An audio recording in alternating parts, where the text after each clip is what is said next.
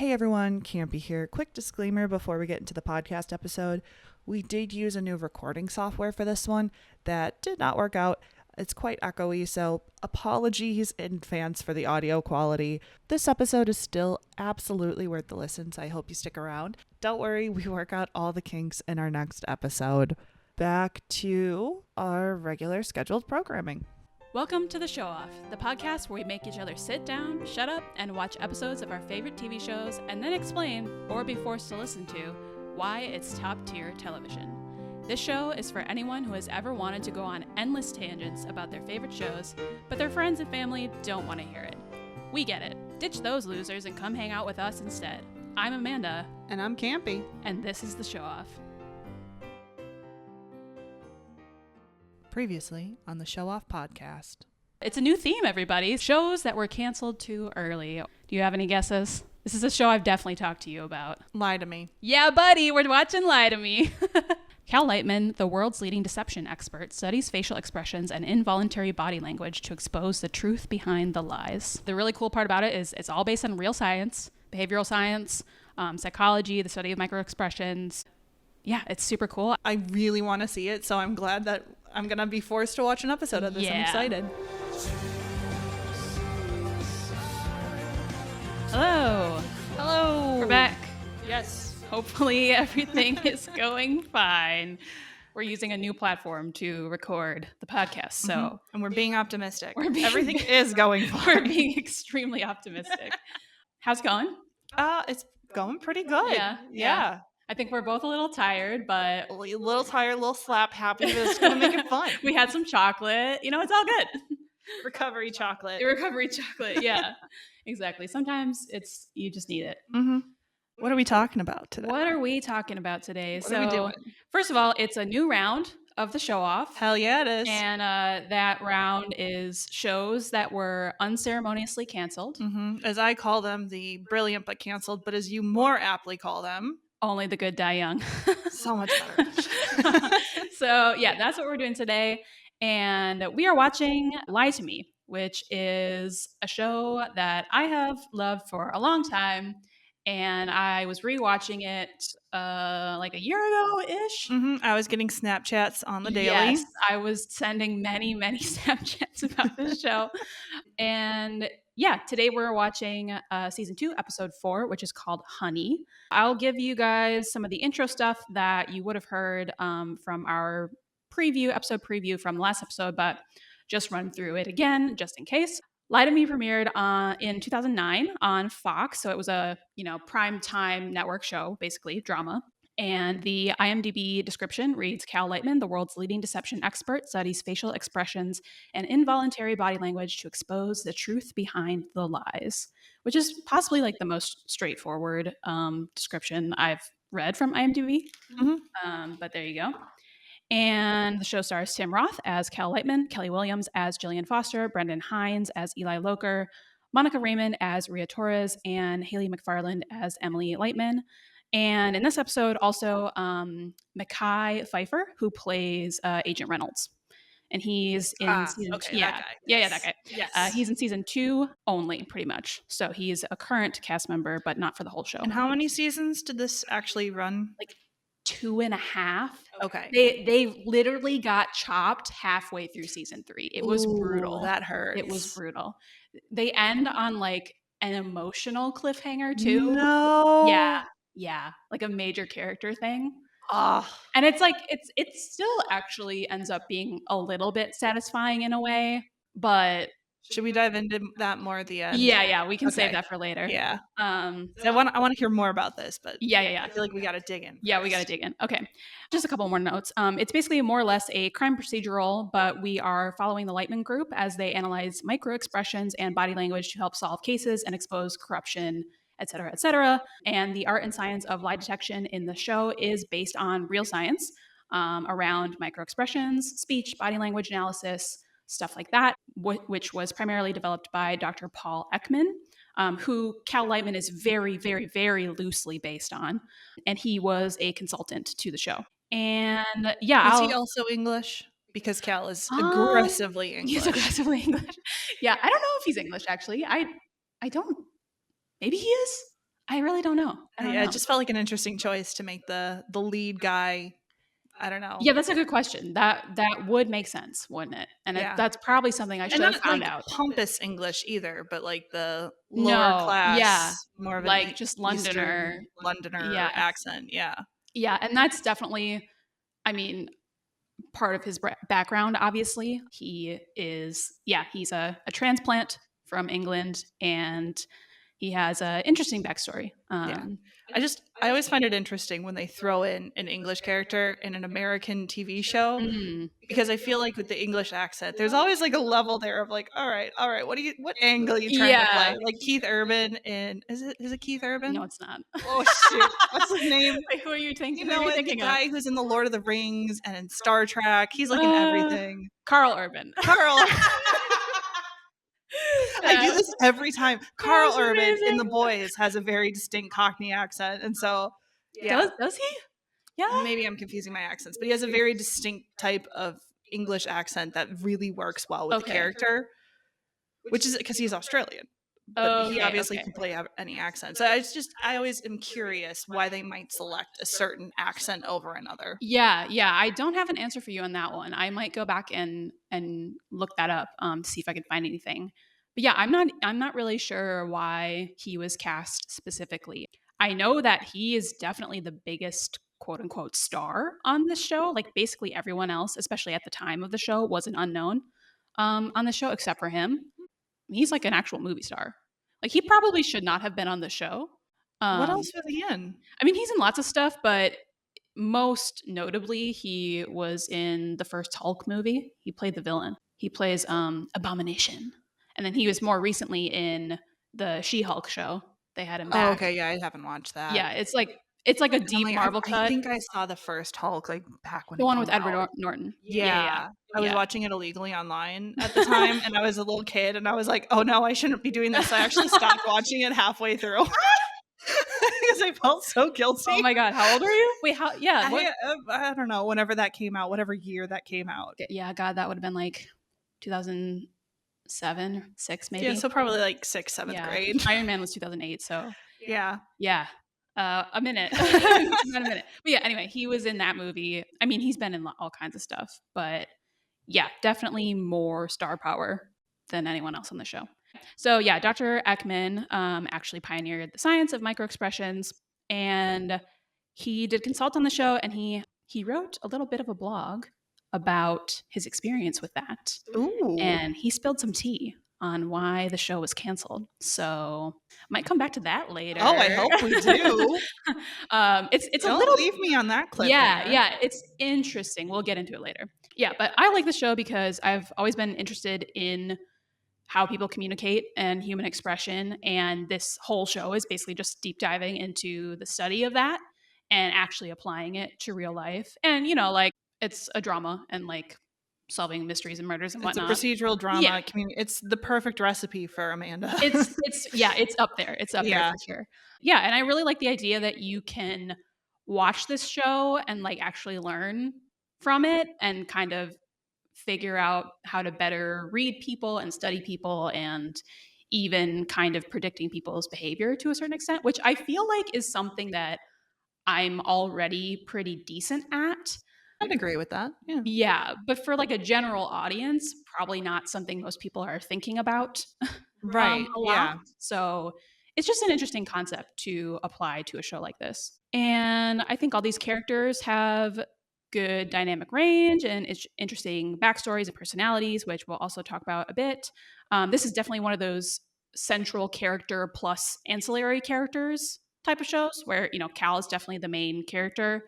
And then you have kind of Jillian, Looker, Torres, Reynolds, and to some extent Emily around him. Mm-hmm. But everyone's still interesting.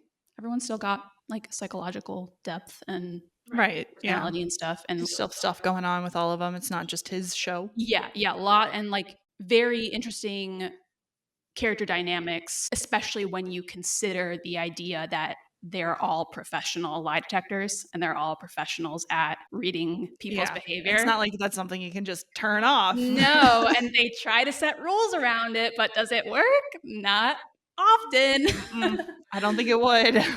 Yeah. So anything that you want to share off the top? Overall impressions? Overall impressions. Very intense episode. Very intense episode. Did you laugh when you realized what kind of episode it is? A little bit, and we'll get into why. I mean, just because we've already like if you haven't watched the episode already, it's a hostage episode. Yeah. And I've already done one of those recently. I guess it's your style. No, it was. I swear it's not a fetish. I swear it just happened. It was interesting. And honestly, it almost moved a little too fast for me. Too fast? Yeah, Okay. where I was like, oh, damn, it's over already. Okay. I like them fast. I like it. No, I mean, I like where it's fun, it's snappy, it's quick. Yeah. But yeah, it was one of those things where at the end of it, I was like, oh, it's over. It is pretty high intensity. Okay. Yeah, yeah. You're just kind of like, wow. Yeah. That's not a bad thing. That's a credit to the show itself. Yeah. Yeah. Yeah, it definitely takes you on a roller coaster ride, and Mhm. mostly the roller coaster ride is up. You know what I Yes. mean? It's like the up part of the roller coaster, like the whole time, and then just kind of drops you at the end and you're done. Yes. Yeah, kind of like that. Okay, cool. Well, I'm glad you enjoyed it overall. Let's get into it. So we have our opening scene. We're at a singles mixer, love match connectors, and Cal walks in and picks up a name tag and starts walking through the crowd. He gets stopped by a woman who asks him what he does, and he says he's a furrier, to which the woman is immediately put off. He's like, yeah, fur coats, wraps, stoles, hats, mainly fur coats, though. So, like, okay, like if you're very against using fur for, because it's cruelty animals, totally get it. Yeah. I would be put off too. But also, if you're a woman who's at a mixer and you're like, oh, he's a furrier, he must be rich. Like, that's where my mind would go. Where I'd be interesting. like, all right, I mean, okay. I think the implication is that he immediately noticed something about her that would make her not, like that. Because I was like, of all the professions to choose from to deter people away from you, why would you pick furrier? Yeah, Because some people might be intrigued by that. That's true. That's true. Yeah, it was interesting. I guess that's my point. Yeah. But clearly he noticed something because the woman is immediately turned off and walks away. So yeah, I like that within like 5 seconds, we know that, okay, he's at this thing, but he's not there for the purpose of the thing. Like he's not there to Right, date he's people. Immediately lying about. Yeah, he's immediately lying about who he is. He's not there to chat up the ladies, and he can chat up the ladies, but not this time, as he proves in a millisecond. So yeah, he spots a blonde woman across the room, but then is immediately distracted by another woman who looks disappointed at the crowd. He goes up to her and says, "Hey, did you lose a bet?" And she's like, "Basically, my friend dragged me here." And he says, kind of out of nowhere completely, "Hey, if you were in a hotel and you ordered room service, would you order chocolate cake, strawberries, or warm honey?" And she's like, "What? Excuse me, sorry, what?" That would be my reaction. Yeah, I mean, it's very out of nowhere. But then before she can answer him, his phone rings. It's Foster. She asks him what's his ETA, and he says, "You can't hurry, love, Foster," and orders beer. And she says, "Well, we got a case from the DC police. They're looking for a guy named Eric Matheson." And we see his mugshot on screen at the lab on Jillian's side of the call. He's been on the run for 2 days since his wife was found beaten to death. Jillian continues, "They want us interviewing the family to determine if anyone's helping him evade arrest. And I've got Loker and Torres already in the field." So he's just like listening to all this. The blonde woman that he spotted earlier sits down next to him at the bar, and he immediately changes tacks and says, "I don't care if he personally inspected it before he shipped it. The painting's scratched." Jill's like, "What? What are you talking about?" Yep. But he's leveraging the phone call to his advantage. Yeah, he's launching into a bit, right? So he keeps playing this bit, saying, "You tell France he's in for the restoration, otherwise the whole thing falls back on him." And he hangs up. And like, you really have to imagine the British accent here. Like, if you can, just go find a clip of him talking, because it really sells his whole character. I don't know. But yeah, especially when he's playing this role at the Love Convention and he's got the British accent on, I was like, oh, it works here. Yeah. This is why I was confused, okay? Because I'm gonna be totally honest. When the show started and he's in a British accent, I was like, it's a bit for the Love Convention. Oh, I thought he was going to go American accent as soon as he was back at that office. Oh, that's interesting. Yeah. Yeah, no, he's actually... Because that's how well the accent works in this scenario. Yeah, yeah. Mm-hmm. I mean, he just uses it to his advantage, for sure. Yeah. So he hangs up the phone, and the blonde woman asks if he's a collector, and he replies, "No, dealer." And she's like, "Oh, I'm a curator." So for a shocker, stars align. Yes. So then we kind of cut to them in a deeper conversation. she's saying that having been married before, she knows what she's looking for and what she's not looking for. And he agrees, like he gets that and says, for me, this might seem old fashioned, but fidelity is very important to me. And she's like, no, no, no, that's important to me too. The entire time I was married, I never cheated, was certainly accused of it, but I never strayed. And like, we're definitely doing like the camera's on her face. Cal's watching her face very closely. And now we basically know why we're here. Yeah. The show makes heavy use of the close up, but it's always intentional, and it's always the lie detector to the detectee. Yes, exactly. Yeah. It's helping us look at the expression as much as it is telling you Cal is reading somebody or whoever is reading somebody. Yeah. Yeah. So she tries to redirect the conversation, but he excuses himself, saying, I got to go back and feed my meter because he's got what he needed to know now. I'll be right back. Could you hold that thought? But he's not coming back. He leaves, but not before the other woman from earlier stops him. The hot honey girl. Yeah. And says, hey, so in answer to your question, and he just goes, it's more money, right?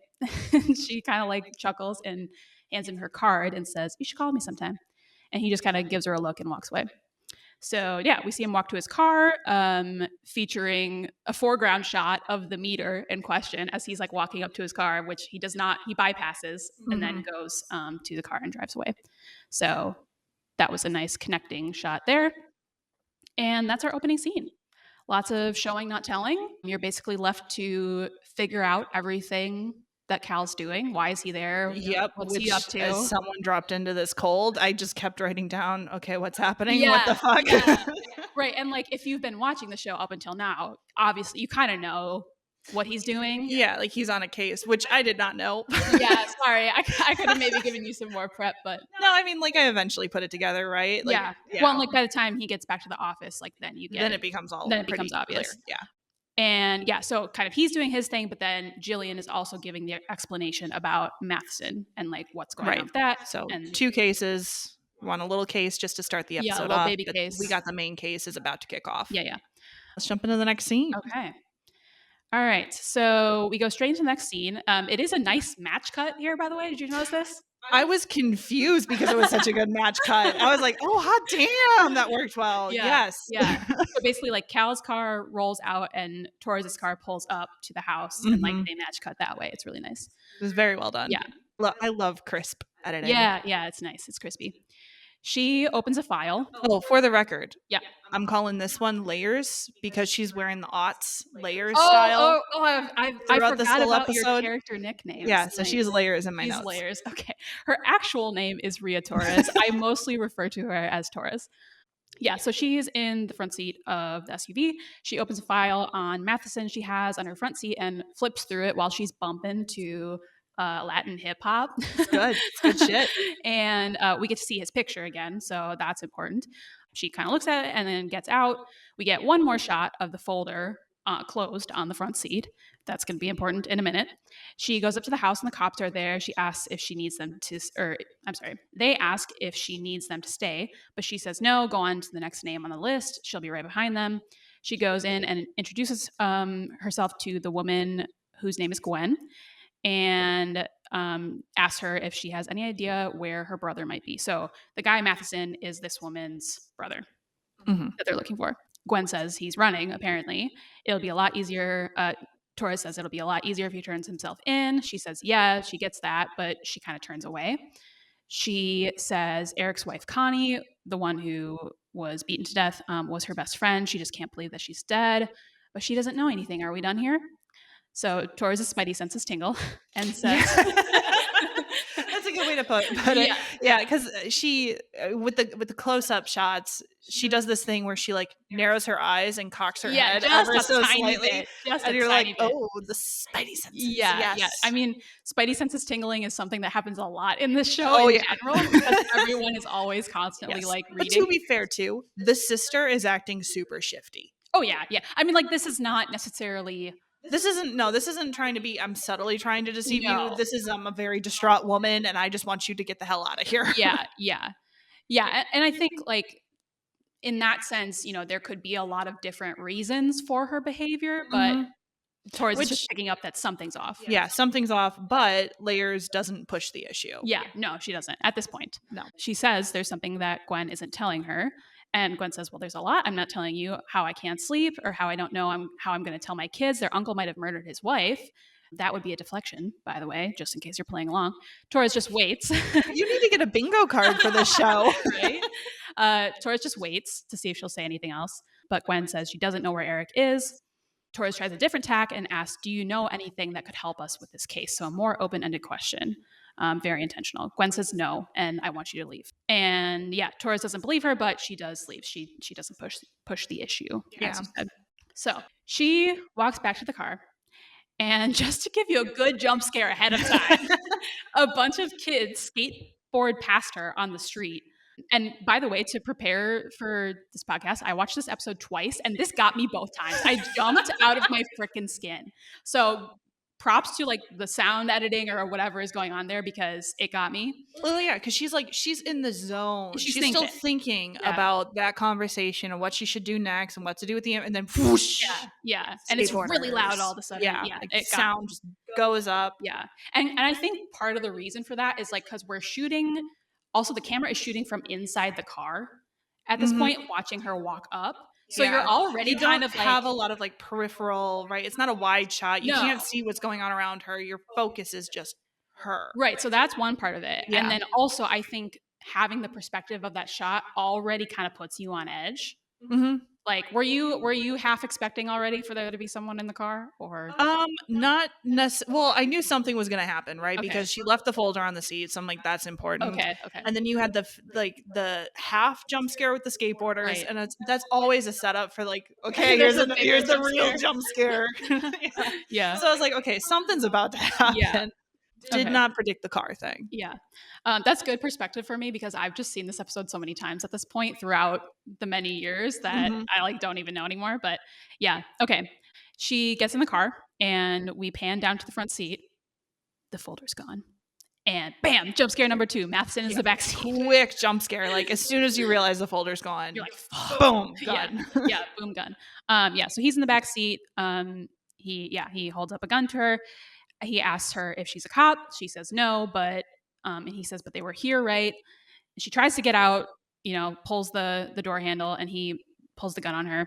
And she says, yeah, they were here, but look, you don't need to hurt me. I can help you. And he just tells her to drive, and she starts the car and drives away. So it's a hostage episode officially. Yep. I was like, ooh, hostage situation. Any other thoughts besides what we've already talked about? Not yet. Not yet. I have a couple add-ons here just for context of the show.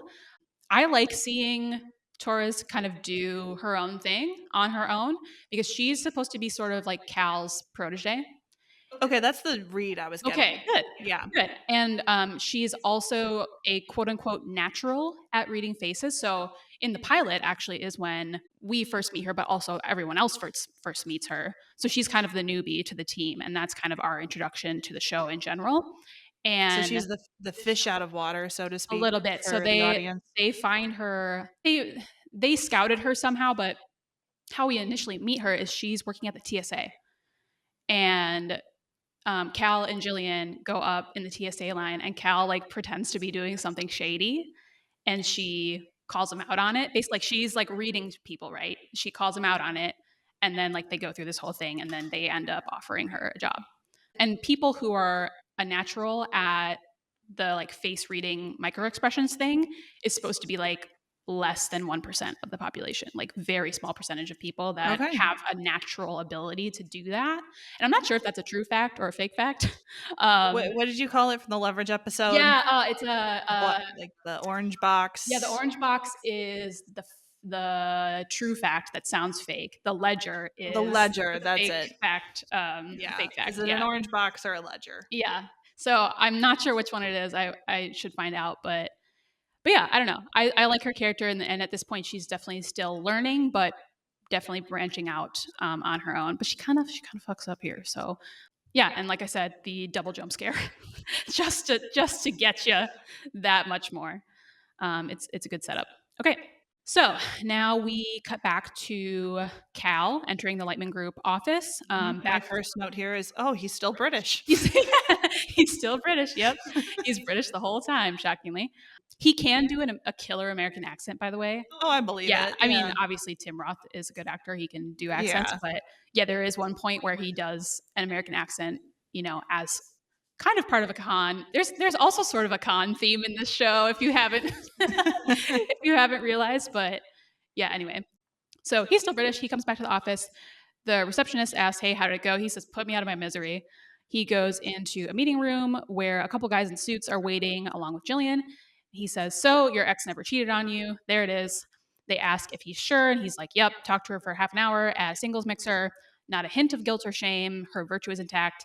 And the guy's like, "Well, maybe if I increase your fee, you can run another one of your tests." And Cal's like, "I will stop you right there. The truth is the truth." And he shows the guys out, and he's very clearly like not happy to be dealing with them. No, and I'll point this out too. I think this scene is really good for establishing Cal is basically he's an honest person, right? Yeah. And like he's Fundamentally. always gonna play fair. Yeah. He is always gonna play above the board and straightforward. Like this guy's essentially offering him more money Yeah. to lie and say that the wife did cheat so Right. he can get out of paying alimony. Yeah. Right? And as we're about to find out, they need money. They do need money, Yeah. but Cal is he's not going to sink that low. No, he and this values comes into play later. a bit. Yeah. He values the truth for sure. Yeah, so he shows the guys out. The lawyer says, "Send me the bill," to which Cal says, "I definitely will." Cal and Jillian walk into the lobby, and he's like, "What's next? Looking through keyholes or what?" And she's like, "You leverage this company to buy your ex-wife out of this." I will give a little bit of context here in a second. He's like, "Yeah." So they're kind of starting to fight. "Yeah, only because she was going to move my daughter to Chicago." Jillian says, "Yeah, but now What's we're cash." wrong with Chicago? Jillian says, "Yeah, but now we're cash poor, and taking cases like this helps us stay afloat." So, from my memory, what he's talking about here is his ex-wife, who's played by Jennifer Beals, by the way, just so everyone knows, put that image in your brain. She's a lawyer, and she was either like fired or let go, or something happened to her job where she no longer had a job. And she was going to take this job in Chicago, but then take Emily, their daughter, with her. And Cal, in order to prevent her from doing that, she had shares in the company. So he said, "Sell me back your shares so that you can float for a little bit and like find something else and not uproot our family," basically. And they're divorced, but like they're still family. Yeah. So that's kind of the context there. Basically, it got them in a little bit of hot water financially, which is kind of something they're always dealing with. I mean, you gotta like it's part of screenwriting. Raise the stakes. Raise the stakes. Yeah, raise the stakes. Well, and I like that, the stakes here are about their business and Yeah. like this thing that they've built together as opposed to, just like regular Yeah, cop because I show mean, too, stuff. like their success then doesn't just depend on them closing the case. Their success also depends on their reputation. Yeah. Yeah, true facts, which is, another reason he Stays above board. yeah, yeah. Yeah. Stays above board in that aspect. There Yeah. are many Oh. other ways he does not stay above board. But anyway, Shades of gray. yeah. So yeah, Jillian says we're cash poor, and taking cases like this helps us stay afloat. And yeah, this is turning into like a proper argument now. They're kind of raising their voices and stuff in the middle of their office, by the way. But Cal says he doesn't care. "I'll go back to working out of my kitchen before I take another case like that." And she's like, "Fine, you handle the money then," and like shoves a bunch of folders at him. But then now we get into it. So Cal sees Matheson walk in with Torres and a gun on her. It's like he comes in hot. Comes in hot. Yeah. Scene mood changes like Yeah. that. It's like, boom, let's go. Okay. So yeah, Matheson immediately says, I didn't kill my wife, and you people are gonna prove it." People start running. What? I'm laughing. This is the part that I've been holding in. Okay. "I didn't kill my wife." Immediately starts shooting. Yeah. I mean, he's a little unhinged. Yeah, "I'm not a murderer. I'm gonna kill you if you don't prove I didn't murder her." I call him Trigger Finger from here on out. Trigger Finger, nice. I like it. Again, his actual name is Eric Matheson. I refer to him by both names. Okay, yeah. So you people are gonna prove it. People start running, and he fires off a couple shots. And he's like, "You think I'm playing around?" And Cal's like, "No, absolutely not." And I like here that the blocking, like Jillian has now moved behind him. Mhm. He's immediately got like one arm out it's like the dad arm, right? He's got like one arm out to protect her and like Yep. one arm towards the guy to keep the guy away. And then intro song, title sequence, Yeah. which is a banger, by the way. Cool sequence. Right? Yeah. Yeah. It's fun. It's very neat. And I really like the song. I used to have that song on my fucking 2009 MP3 player, whatever I I had feel at the like the 2000s era of television was really good for having just like strong intro songs in the title sequence, like the house theme. time. That Yes. song is such a fucking Also a banger. banger. Also a banger. Yeah. Yeah, I Like probably that had that era one. of television just That's true facts. crushed it. We should compile a list. We should Yeah, make that'd our be own little fun. Spotify playlist Yeah. Do you guys want that? Tell us in the comments. Yeah. Okay. Any other thoughts? just yeah, he's totally innocent, man. He's- Totally, as he's holding up a bunch of hostages. He's definitely, really, definitely very innocent. No, it's good that it introduces the question early on. Like, obviously, it's not immediately like, oh, this guy's definitely innocent and we have to prove it. It's like there's still a question in there for a while of whether he could have done it or not. Yeah. Yeah. Yeah. We're gonna resolve that relatively quickly, but yeah, anyway. So, okay, now the real hostage situation begins. So Matheson says, anyone calls the cops, he starts shooting people. He still has Torres at gunpoint. But Cal says, no, no, no, no. She just makes a tea around here. Let her go. I'm the guy. Look at the sign. That's the Lightman group. That's me. I'm Cal Lightman. I'm the one you want. Just let her go. I can help you. Matheson says, hell no. I need to see the front door. Cal's like, I have surveillance cameras. You can see everything from my office. He says, fine, everybody get in this room. So, like, everybody goes in like a random conference room. But if anybody leaves or calls the cops, Cal dies. He's pointing the gun at Cal. So, yeah, he gets a gun on Cal, which is where he'll be for the large majority of the episode. Once everybody is in the room, Cal points at Jillian and Torres and says, no police. And Matheson leads him away down the hallway to his office. Which I do find it interesting that Triggerfinger does agree to follow Cal like quite often throughout this episode, where he's just like, okay, I trust that you're gonna pull up cameras so I can still watch everybody. And it's more of a, I guess, a tribute to Cal that he can, even in this kind of a situation, still take control of some parts of it and maneuver things around in the way that he will benefit him. Absolutely. And that's definitely a skill he has. Yeah. And something that we've seen him do before this episode and something we will see him do after this episode. Yeah, he's good in a crisis. Cal Lightman. And Jillian is like, okay, we're going to stay calm. Go, says to Torres, go call Loker and Reynolds and tell them to come down here, but don't tell them why. And she kind of like unceremoniously shoves Torres out into the office to call them. And okay, so now we go to Cal's office with him and Matheson. Cal pulls up the surveillance feed immediately. They see Torres pick up the front desk phone, but Cal says she's not stupid. She's not calling the police. But Matheson is still kind of, if I see any cops, Cal asks Matheson if he knows what they do at the Lightman Group. Matheson says, yeah, you're some scientist. I can tell if people are telling the truth. Cal's like, yeah, basically. So if you know who killed your wife and it wasn't you, why aren't you at the nearest police station demanding they take action? That's the right question to ask. Which is the obvious next question. Yeah. Yep. So yeah, it's really good that they ask it right away. Right. Matheson says, well, that's something a guy like you would do. I've had my run-ins with the cops and they haven't believed me yet. And when I saw Connie dead, I knew they would pin this on me. ACAB, in other words. Explain. All cops are bastards. Oh, okay. They're not going to do real police work. Yeah. They're just going to pin it on him, close the case. It's all going to be done. Okay. Yeah. He says, I knew they would pin this on me. You got an act for telling who's lying. Well, I got an act for knowing when I'm screwed. And Cal just says, fair enough. But I'll give Triggerfinger some credit there. Yeah. He's in a tough situation where he's going to be fucked. Yeah, more or less. Yeah. And it's basically true. Like, they are looking for him. Oh, yeah.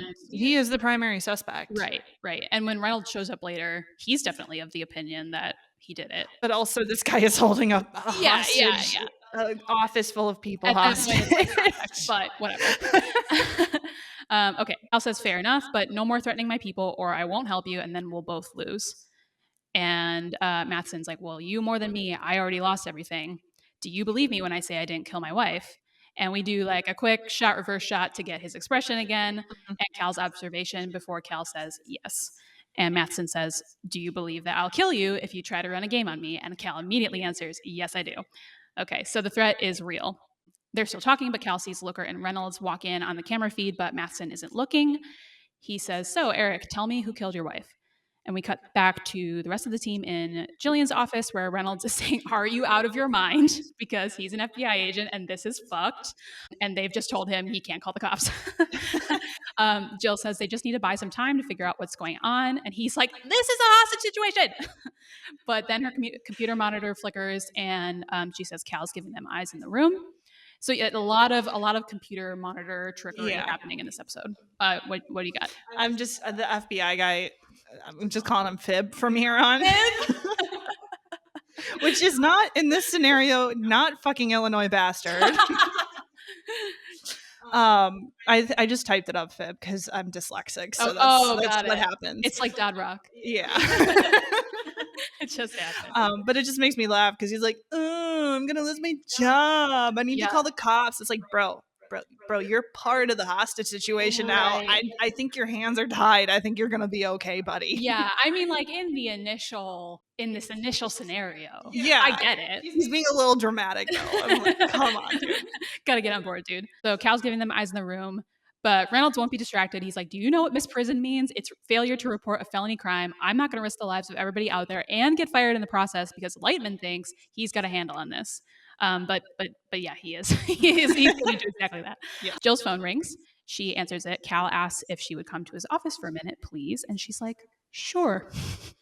And hangs up. She looks at Ben Reynolds and is like, "We have to figure out who killed this guy's wife because she, just like Cal, has already also read on this guy's face from when he first walked in that he was telling the truth. He didn't kill his wife and he has intent to harm if he doesn't get what he wants."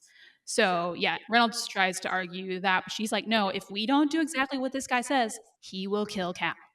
And this is what I'm saying. Like, Fib is in the hostage situation now. Like, is he really going to sacrifice Cal so he can do the right thing by his job? Yeah. Like, the math didn't math for me there. I think he was being a little melodramatic.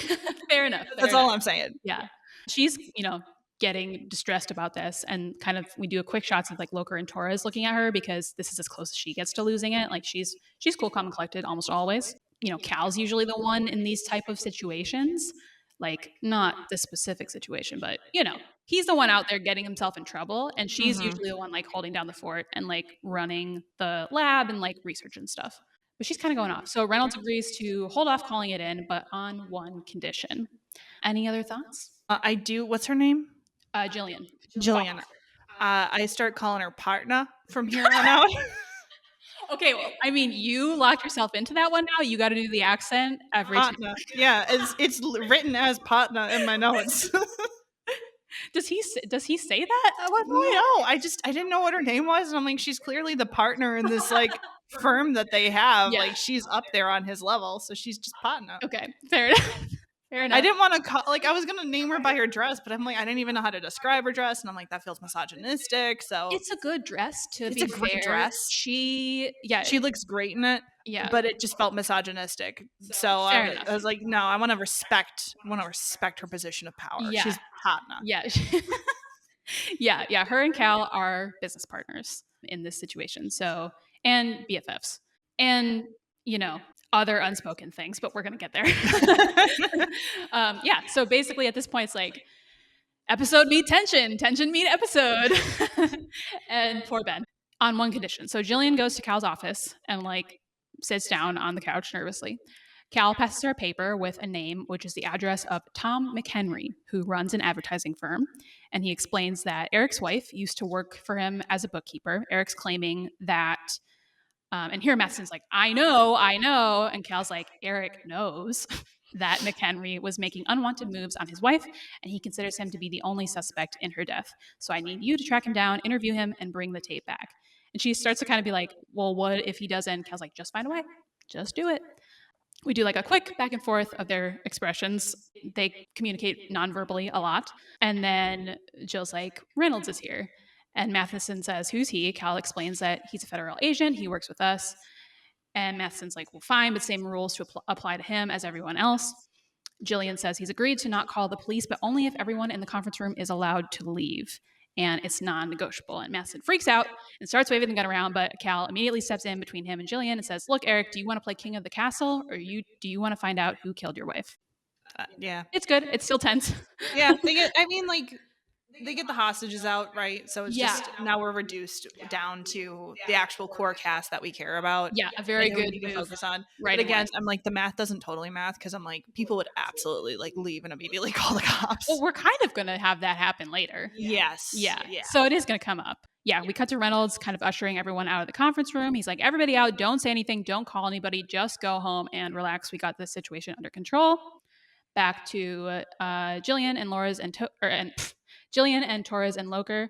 She's taking charge like the boss she is. And she's saying to them, "I want everything on Matheson, monitor all surveillance off my computer, and if anything happens, call me and Reynolds." And said FBI agent walks in on cue and is like, "Wait, I'm not leaving." Jill says it would help to have a badge to convince this guy to talk to me. And he's just like at a loss. But Loker jumps in and says, "I'll fake it." Mhm. This is a sidekick in my notes. Sidekick. Okay, that's fair enough. Yep. She says, "Okay." And they leave. And she walks out. Then Loker goes up to Reynolds, is like, "I need your tie." He gets, which is like a orange striped tie, by the way. Yeah.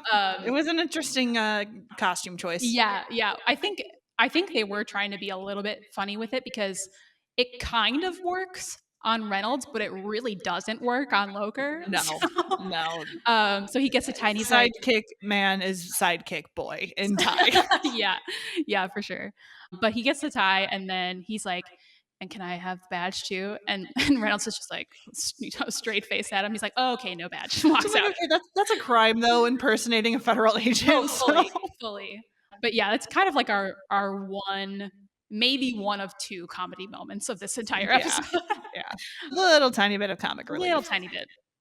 So yeah, so then we see Jillian and Loker roll into this guy's office, and Loker, wearing the tie, orders everybody out. He's just flashing his regular ass wallet. I laughed so hard because yeah, he opens up his wallet like it's an Yeah. FBI badge, and you can clearly see it's just got credit cards in there.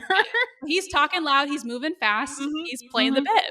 If there is one thing that I have learned in life is if you just be confident in a situation, people just trust that you know what you're doing. Act confident. No one will question you. Mhm. Yeah, he's like everybody out, and they do it. So Yeah. it works. The guy, Tom McHenry, asks what this is about. Jillian says, "We're here about Eric Matheson." Tom's like, "Well, did you find him yet?" And Jillian says, "We did." And she's not lying here, technically, by the way, which is kind of important because Jillian, unlike Cal, is supposed to be a bad liar. So Cal's supposed to be a very good liar, and like he kind of does this kind of con shtick a lot in various cases. But So it's she's kind not of that a role reversal for the two of them this episode, a little bit. a little bit. I mean, Cal is still in the highest stakes position, which Yeah, is where but he she usually has is. to be the one to sort of go out and Yeah, she definitely has to step up from a role that she's not normally playing. yeah. And she can do it, you know. Yeah, so she's supposed to be a bad liar. We're going to find out a bit later in the season that that's not quite true, but I digress. She says, "Eric's saying you killed Connie, did you?" He says, "I'm not even going to dignify that with a comment." And Loker Loker goes, "Well, you're going to need to, pal." Like in cop mode, and Jillian just like throws him a look and he stops talking. Tom says, "This is more evidence that Eric is a first grade psycho." But Jillian isn't having it. She says, "Okay, twice now you've done what we call a false inference dodge, Mr. McHenry.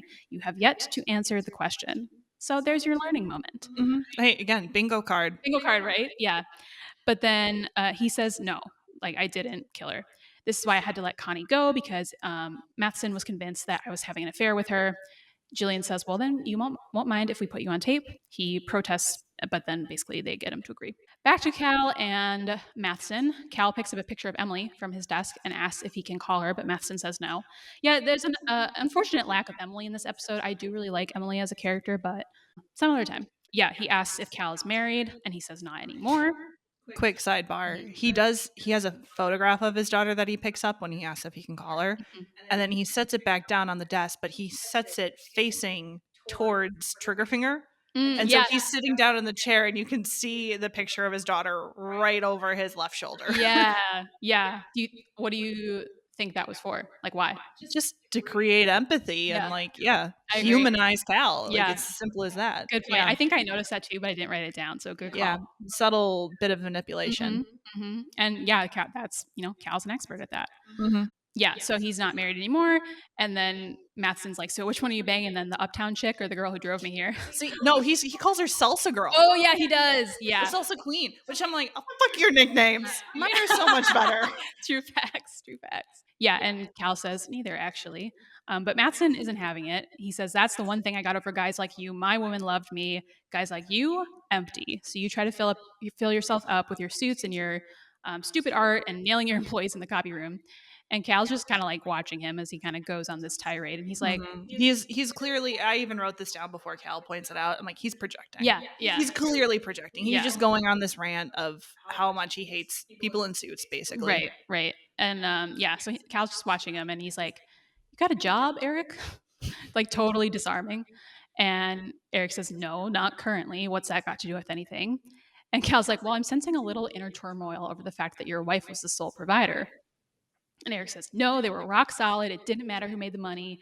You wouldn't understand." And Cal's just like, "Okay." And just keeps, watching him, observing.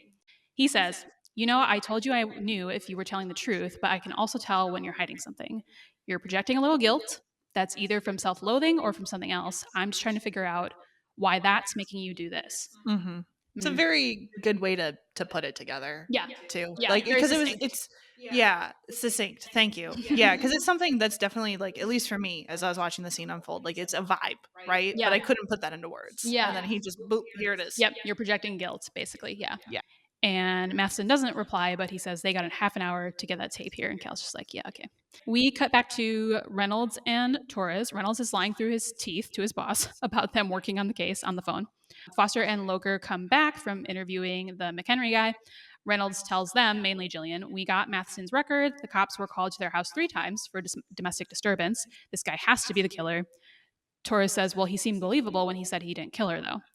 And Jillian, not to be distracted, says she's taking the footage in to Lightman, but Reynolds stops her and says, "Tell him he has to watch it in the lab." Jillian asks why, and he says, "Because I can get a better visual on the guy." She says she doesn't want to rile this guy up any more than we have to, but Ben says, "What's your priority, running errands for him or making sure Cal lives through the day?" And we probably know the answer to that by now. So we cut to Jillian leading Cal and Matheson out of Cal's office into the lab. Matheson with Cal at gunpoint again. She says it's just across the hall. They start to go, but then Matheson spots Reynolds, who's kind of just like watching from the hallway with his hands raised. He's like, "Take it easy." And like we do a shot of like his gun is in, the back of his belt, whatever. Yeah, not that trigger fingers can see that, but No. But we as the audience know Chekhov's gun is there. Chekhov's gun. That's true. That's very true. Yeah. And yeah, like, tension.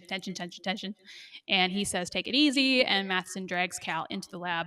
Cal pulls the door closed and locks it, eyeing Jillian through the glass. It's a glass door. That's going to be very relevant for the rest of this episode. And yeah, they go into the room, and, Reynolds has to try the handle because you got to do it, but no dice.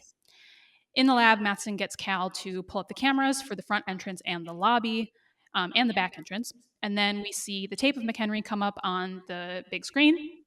He basically repeats the same stuff we heard him tell Jillian and Loker, that he wasn't involved with Matheson's wife, but Matheson says, "Is he lying yet?" And Cal just goes, "Hey, can you shut up?" He pushes a button that lets the rest of the team see the lab from Jillian's office. So everybody has eyes on the lab now, and audio, I think.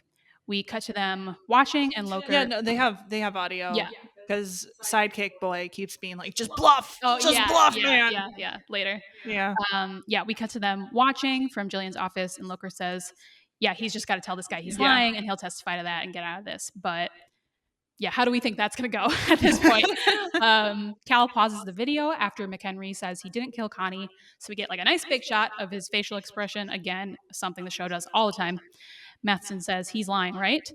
But the team watches, but Cal says, "Well, I see no typical signs of deception. I can't be sure, but I don't think he killed your wife." Matheson's like, "No way."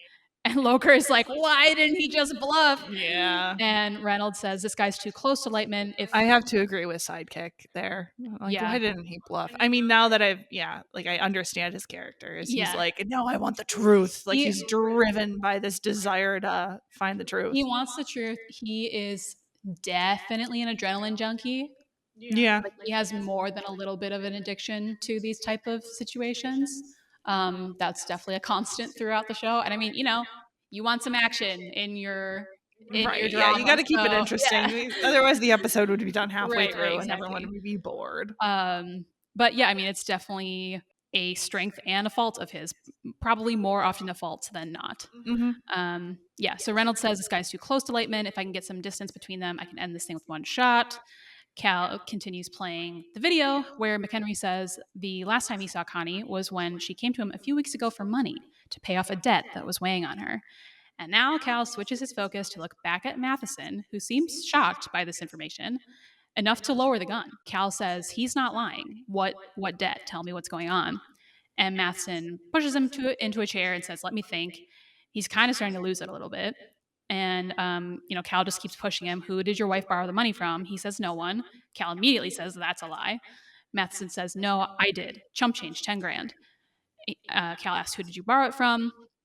He says, a buddy who wouldn't do anything to hurt Connie.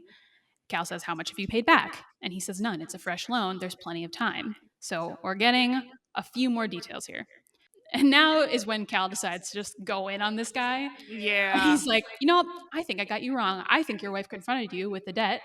You got into an argument and then you killed her. And this, of course, provokes Matheson to go for him with the gun to his head. And it's just right against his noggin. Goes right there. Like, okay, Cal, Yeah. you were asking for that. Yep. And like that's part of his thing. Again, that's part of the adrenaline junkie thing. That's also part of like Cal's constant like thing he's always doing is trying to provoke people to get reactions that he can read. Right. So he's doing this for a reason. He's not just being a dick. But it's a poor choice of situation to pull that move, my guy. Like, yeah. I mean, I think he's reasonably sure at this point that this guy won't pull the trigger. Like later, we're gonna see him just really try to de-escalate. Yeah. But at least in this moment, he's confident enough. He's confident enough that he thinks he has some wiggle room to like get this guy to talk. So Matheson goes from the gun to his head, and he repeats that he did not kill his wife. The team is still watching, and Reynolds is like, "I'm telling you, he's gonna blow," which is not helpful in this moment. Thank you very much. But Cal asks again, "Who's your buddy? Where did you get the loan from?" Tension, tension, tension. He's got the gun to Cal's head, and we cut to commercial. Oh god, it's this era of television where like the dialogue, watching it without the commercials, the dialogue feels so awkward because it's like, who's the guy, who's your buddy? And then like, you got one choice, tell me who your buddy is. Cut. You have one choice, tell me who your buddy is. Yeah, it like always comes back with a slightly different version of the same line. Yep, like a little bit slower for the audience, right. Who had to run to the bathroom and be like, okay, what was happening? Yeah, like makes sense for the format, but then when you're watching it on streaming, I miss those days. Yeah. So yeah, we come back from commercial. Matheson gives him the name. It's Danny Pavelka. So Reynolds and Foster go to talk to the guy who's cooking in a kitchen, like a commercial kitchen. Basically, the end result is he didn't actually give the loan, he facilitated the loan. Right. So he was the middleman. Torres comes in the lab to tell Cal and Matheson what they found. So presumably there was some phone calls that happened. Connie went to Pavelka and begged him to forgive the debt because they couldn't pay it. Middleman guy told her it wasn't up to him. Yeah. He has to, the wife, Connie, has to talk to the guy who gave Pavelka the money to give to Eric. So his name is Mike Zancanelli. Sharky. Okay. All right. Got it. You don't have a name for the middleman? He's not important enough. No. They say his name a lot of times, but he's only shown once. Really. I do know his name. It's Danny. It's Danny. Just like some of them stick with you and some of them don't. I don't know. My mind went to The Shining, and so it's just that's the name that stuck. I'm like, okay, it's Danny. It's Danny from The Shining. He's a sous chef now in a kitchen on parole and goes to Atlantic City. Totally checks out. There we go. Especially if you read Dr. Sleep. Anyway. The guy who actually gave the loan is Mike Zancanelli. Foster and Reynolds are going to talk to him right now. Torres is still telling Cal and Eric this. Eric asks how Connie found out about the loan. Torres says Pavelka didn't know, but he wasn't surprised that Connie came to him since she was always having to clean up his messes, apparently. Mm-hmm. And she like throws a little sass in there. She looks directly at Triggerfingers when she says that too. Mhm. And it's like always cleaning up his Yep, messes. yep. Oh, Yeah, throwing a little bit of shade a little bit of there. shade, a little bit of that's Cal's protege right there. And Cal's just like, that'll do, Torres, and is like, it throws her a look like, That'll please, do, pig. yeah, That'll do. throws her a look like, watch it, please. She leaves. Cal just walks back over to Matheson, says, "Why the guilt, Eric?" And we do the face match cut thing to show his expression of guilt on his face and then other examples of the same expression. And there's like a really jarring sound effect that they use for this. It's like boom, boom, boom, showing all the facial expressions. So yeah, that's supposed to try to get you to learn what that expression is and show that it's universal across anyone's face, Mhm. basically. I think those examples that they used weren't particularly recognizable, certainly not, here 15 years later. But a lot of times they will show like real life politicians or celebrities or like people that you would recognize to show the expression, right? Ooh, It is a little spicy. spicy and it kind of makes you wonder like, is that part of the reason they got canceled, Like they were getting a little too spicy with it. I They don't know. flew too close to the sun. Yeah, they do it less in the first half of season 3 before they get canceled, but they still do it. So Jillian and Reynolds find Zancanelli outside a bar somewhere. This is what's your name for him? Sharky. Sharky. Okay. Because he's a lone shark. He's a lone shark. Right, right. He's hanging out with his buddies. He's got a East Coast accent. Yeah, a little I bit. can't do it Yeah, well. no, I can't either. Don't kill me in the comments. So yeah, Reynolds and Jillian are in the car. Reynolds says they'll never get to talk to him, or they'll never get him to talk in front of his guys. Jillian replies that they'll have to take him back to Lightman Group then. Reynolds is like, what? How? This isn't even about saving my job anymore. I've accepted that. But if I drag this guy out here in front of 15 people, this whole under the radar thing we're doing is done. Like, we give this a shot. It's time to call it in. He's really just trying this whole episode to get them to. Yeah, and to be fair to him too, like it. Why are you going to bring the loan shark who you suspect might be the murderer to a hostage situation? Yeah. That is a dumb move. It's not the smartest thing. No. So like Fib Reynolds, whatever his name is, he's on the right track Yeah. here. I'm not going to fault him. Yeah. Yeah. But like his response is like, just forget the whole thing. Which, yeah, if they do that at this point though, Cal is probably really screwed. So Yeah. it still doesn't make sense. But Jill's not having it. She says, no, she kind of repeats from earlier, there's one thing Matheson said today that I believe is absolutely true. If he sees cops, he will pull the trigger. And Ben's like, well, we're out of options. So what are we going to do? And the guys are watching go back into the bar. But here we go, baby. Jillian gets out her lipstick and starts like putting it on. And Reynolds is like, no. You're not going in there. And she's just like, nope, I'll be back in a few minutes. Be ready. He's like, oh my God, I'm going to jail. But here's the kicker. She gets out of the car and kind of like leans down and like adjusts the girls for a second. She right to the camera. And she's like, she like looks at him. She's like, what do you think? And he's like, you don't want to know what I think. And she just gives him a look like, come on, man. But then she leaves. Yeah, it's a fun scene. And yeah, so she goes in the bar looking very classy and very out of place. Mm-hmm. And yeah, because it's a dive bar. It's a dive bar. Again, I mentioned the dress earlier. It's a great dress. And it's a great dress. Basically, her entire wardrobe in this whole show is that level of killer. It's awesome. So yeah, she looks very out of place though. Yeah, very out of place in this bar. Just like way out of everyone's league who's there. And she's working it. Oh, she's working it. I'm going to get there. Yeah. She goes up to the bar and is like, hi, can I use your phone, please? And, gets the phone. And yeah, our guy, we see our guy immediately notice her because she's hot and she's working the angles. Mm-hmm. Oh yeah, she's showing ankle. Yeah. She's like sitting on the bar stool in like a certain way that like just like makes her legs look really good. She hangs up the phone and is like, damn it, and starts to leave. But then like she does that playful hesitation. Yeah, she does like a little hesitation. Twirl. Yeah, and turns back around like she's decided to go for it and like puts on her best smile. And it's like, hi, do any of you guys know how to fix a flat? And like flips her hair a little bit. It's so good. It's like I love it. Yeah, a little mini con in there for you. A little mini grift. But yeah, so then back in the lab, Cal asks Matheson, "Did you know that your wife reached out to Pavelka about the money?" He says no. Cal says, "You didn't think you were in trouble having not paid it off?" No again. Cal's like, "Your wife's death and the money you owed are in no way connected in your mind." And Eric's like, "That's right." And Cal says, "Your wife was beaten to death, your apartment ransacked. Who do you know that's that angry that wants something from you?" And Maston's like, "That describes a lot of people I know, man." And now it clicks for Cal. Or maybe he's been sitting on this for a while, actually. I think he's been sitting on this for a while. Yeah, and I think this line of questioning was him getting to confirmation. Absolutely, Yeah. yeah. So he's kind of just deploying this tactic now, but he's Yeah. like, "That's your guilt, isn't it? For contaminating her. You didn't want to drag her into your world. You considered her a pure soul, and you tried like hell to keep it that way, and now she's dead." And Matheson looks up and just is like, "There's no way you can tell all that by just looking at my face." And Cal's like, "Well, just the guilt part." And Matheson's like, "Well, where's the rest come from then?" And he says, "Well, that's how I feel sometimes about a woman I know." Personal experience. Three guesses who. And Loker says from the other room, "Did he mean that?" And Torres just like looks at him, but doesn't say anything. Taurus's layers, Layers, right? yeah. Okay. Oh, thank you. Yep. So then we're back in the lab with them. Cal says, "That's one thing you're going to have to live with, but a murder charge isn't." And they're both like, they're at the calmest level at this point that they've been the entire episode. Hmm. So definitely like this feels very intentional. Cal's like brought the energy Yeah, things all have the way down. de-escalated quite a lot. Yeah.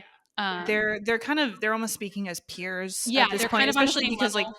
Cal is like, I'm relating to you with this Right. guilt that you're feeling. Right. I've been through it too. Yeah. Yeah. And like that's true, by the way. He is telling the truth, which is important because I do think that this guy would have some level of awareness if he was being lied to. Like if Cal was trying to play this angle with him and Hmm. it wasn't actually true, that would be really bad. So yeah, they're kind of calmly talking now. And Cal says, "Look, he'll testify that Eric's innocent.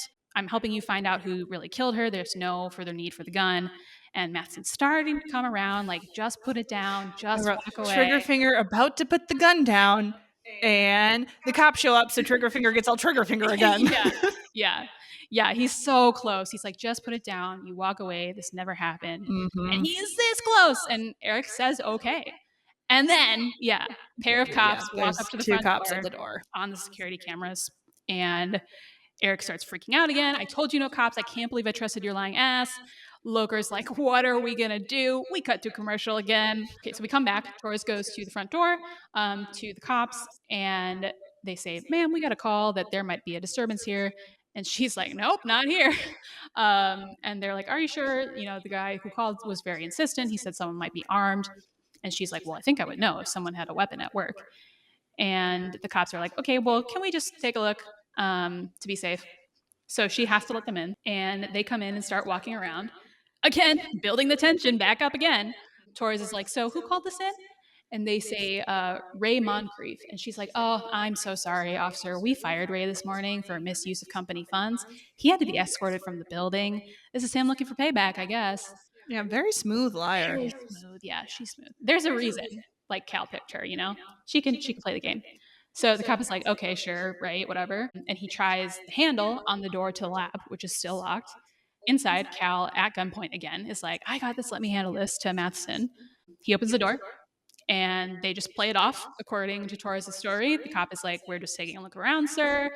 And Cal's like, "Oh, word, that's good because I got a business to run here. Bye." And he closes the door. Matheson immediately gets the gun back on him, but the cops leave. They literally dodged a bullet. Sure. Yeah. Matheson says it's only a matter of time before they come back. And again, Cal's like, "Okay, then leave. You can go. Like, my people are on this. We'll figure it out. We're going to get the guy who killed your wife. Like, you can leave now and, like, we won't say anything." Hmm.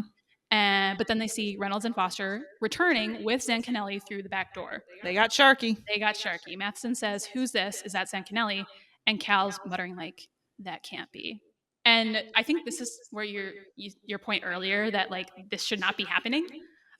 They should not have done this. So I was a little bit confused at this part when I was initially rewatching this episode. But like, yeah, once I thought about it too, I think he says that because he knows that Foster knows that bringing this guy in would make an even bigger mess than Hold on. Who knows? Cal? yeah, his Cal partner knows that Jillian. Patna Yeah. knows That bringing this guy in would make an even bigger mess. So bringing Sharky in would, okay, being yes. like, there, that can't be right. Like, there's no way they're bringing it. Like, Yeah. but here we are. So now we have Zancanelli in the box, their little science-y glass interrogation Yes. room. Oh, I need to point something out about What do Sharky. you got? He is wearing a Peaky Blinders hat. Yes. Yeah. Yeah. Immediately He identifiable is as a scummy guy. gangster. Yeah. I am sorry to anybody who likes those hats. But yeah, they're definitely I using didn't that write hat. the rules. Yeah, they're definitely using that hat to their advantage. So they got him in the box, and basically he's guilty as shit. Reynolds is asking him about the loan and about Connie. Can we talk about the box Yeah, real quick hit in the me. set? Yeah. The Do box you that like they it? Do have you him hate it? in. I like it for the show. Yeah. I am confused for the logic, but I can set the logic aside because it looks cool. So he's basically in a glass box Yeah. that's elevated above the rest of the Yep. room. There's soundproofing black soundproofing all around, Yeah. and so the way that the light hits the box, it's very dramatic. Yeah. Like Um, bright white light. yes, and then they have cameras that are close up on his face, so they're in a different room looking at these monitors of his face, and it for effect for the show it looks awesome. Yeah. I don't understand how this would work in real life, like Would why it- you would have something this elaborate, Yeah. but it looks dope. Does it help to know that the glass walls of the interrogation box can be made opaque? Oh, They can hit a button and it like turns white. cool. Yeah, and I don't know if that's a real effect or a special effect because there are glass walls that can do that. Yeah, there are. So It seems like it would be practical. probably practical, but yeah, does that help? It's cool. It's cool. It's It looks cool. It's a vibe. Yeah, it's a vibe. It's sciencey. Like, Mhm. yeah, it's awesome. Reynolds is interrogating him. Asks, "Have you ever been to the Matheson's apartment?" He says, "No, I've never been to Eric's wife's apartment." Outside the cube, Jillian's like, "He just changed nouns from Connie to Eric's wife," and Torres is like, "Yeah," and his no was too quick and his pitch changed. So again, we're teaching you how to identify lies. I think you need a bingo board Yeah. because that's bingo right there, Bingo baby. right there. The team walks back to the office. Loker says it doesn't even make sense killing Connie over 10 grand. Reynolds says, but do they even need to know the answer anymore? Because we can just tell the guy something, we cooked up, and get him to leave. And there's no one else to talk to. Like, what would we even do now? And Torres is like, no, we have to talk to Matheson's sister from the beginning of the episode, who was shifty. And she said she was Connie's best friend, and she was definitely hiding something. And Jillian's like, good, go. So we cut right to Connie explaining to Torres that, or no, I'm sorry, we cut right to Gwen explaining to Torres that Connie came to her to borrow a digital recorder, which I guess in 2010 you wouldn't have just used your phone.